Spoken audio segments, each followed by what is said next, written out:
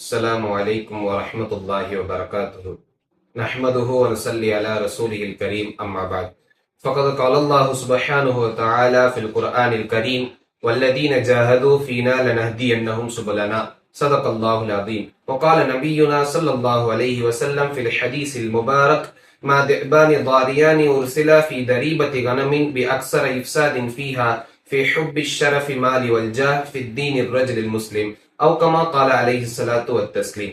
எல்லாம் புகழும் அல்லாஹ் ஒருவனுக்கே உரித்தாகட்டுமாக.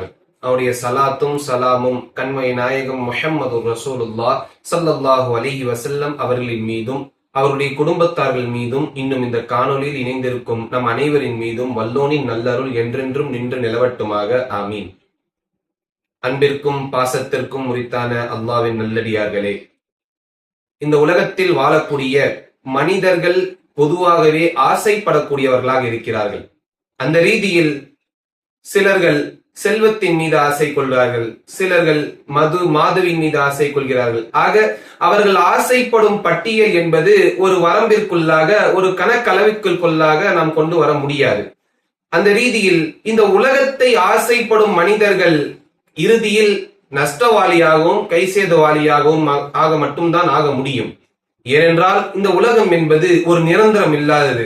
இந்த உலகம் என்பது ஒரு ஆசைகள் நிறைந்தது.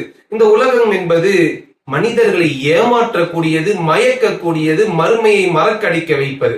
ஆக இந்த உலகத்தின் மீது ஆசை கொள்வது என்பது ஒரு வீணான விஷயமாக இருக்கிறது. இந்த உலகத்தின் மீது ஆசை வருவது எந்த அளவிற்கு மோசமானது என்று நாயகம் ஸல்லல்லாஹு அலைஹி வஸல்லம் அவர்கள் ஹதீஸில் கூறும் பொழுது இவ்வாறாக கூறுகிறார்கள். மா திஅபானி தாரியானி உர்சிலா ஃபீ தரீபத்தி கனமின் பி அக்ஸர இஃப்சாதின் ஃபீஹா ஃபீ ஹுப்பி ஷரஃபி மாலி வல் ஜாஹ் ஃபி தீனிர் ரஜுலில் முஸ்லிம்.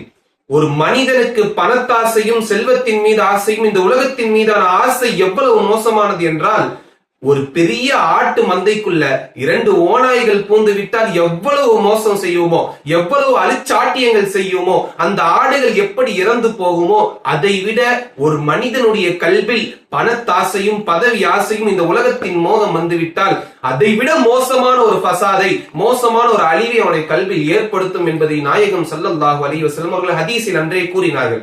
அந்த ரீதியில் இந்த உலகத்தின் மீது ஆசை வைப்பது என்பது நம்மை நாமே அழித்துக் கொள்வதற்கான ஒரு வழியாக இருக்கிறது. ஆகையால் ஒரு உண்மையான ஒரு இறைவனின் மீது காதல் கொண்ட ஒரு அடியான், இறைவனுக்காகவே வாழக்கூடிய அடியான், நாயகம் ஸல்லல்லாஹு அலைஹி வஸல்லம் அவர்களை பின்பற்றக்கூடிய ஒரு அடியான், இவர்களுடைய உண்மையான ஆசை என்னவாக இருக்கும் தெரியுமா? இப்போ பொறுத்தவரையும் நம்ம பார்த்தா உலகத்துல கார் வாங்கணும், வீடு வாங்கணும், பங்களா வாங்கணும், செட்டில் ஆகணும், பிள்ளைங்களை படிக்க வைக்கணும், வெளிநாட்டுக்கு அனுப்பணும், அவங்களை பெரிய ஆளாக்கணும், கல்யாணம் பண்ணணும், இப்படியே ஒரு சைக்கிள் ஓடும். ஆனா உண்மையான அல்லாஹ்வின் நல்லடியார்களுடைய ஆசை என்னவாக இருக்க வேண்டும் தெரியுமா?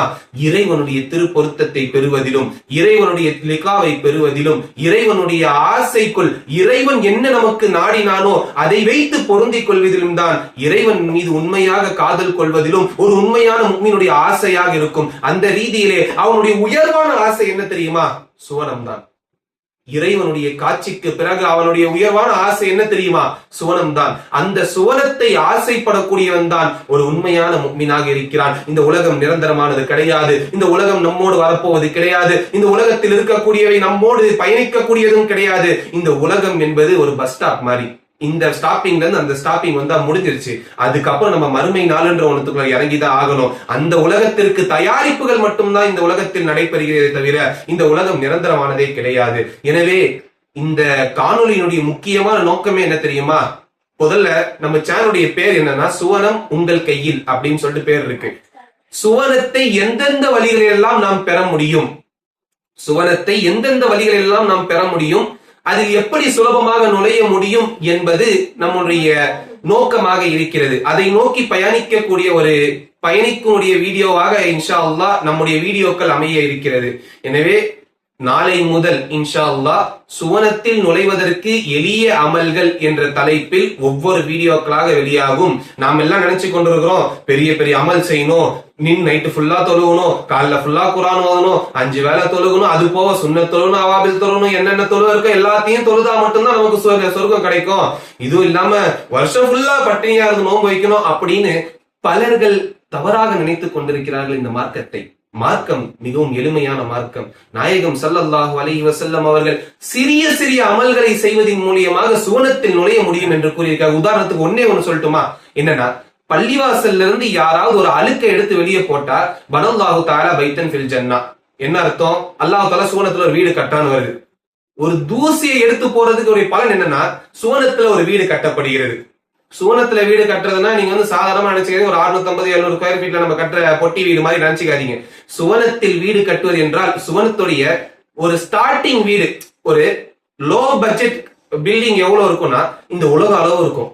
இந்த உலகம் எவ்வளவு பெருசு இருக்கோ அதை போல சுவனத்துடைய ஒரு லோ பட்ஜெட் வீடு, லோ பட்ஜெட் பில்டிங்கே இந்த உலக அளவுக்கு இருக்கும்னா நாம் கற்பனை பண்ணி பார்க்க வேண்டும். அதனுடைய ஹை காஸ்ட் பில்டிங் எப்படி இருக்கும், நல்லடியார்களுக்கு எப்படி இறைவன் அமைத்து தருவான், எந்த அளவுக்கு அவர்களுக்கு மாளிகைகள் இறக்கப்படுகிறது, அமைக்கப்படுகிறது என்பதை நாம் சிந்தித்து பார்க்க வேண்டும். ஆக சிறிய சிறிய அமல்களை செய்தாலும் முத்தவாத்திர்னு சொல்லுவாங்க, தொடர்படியா செய்யணும். அதை தொடர்படியாக செய்வதன் மூலியமாக சுவனத்தை சுலபமாக அடையலாம். எனவே வல்லோன் அல்லாஹ் இந்த காணொலியையும் நம்முடைய அனைத்து அமல்களையும் பொருந்திக் கொள்வானாக.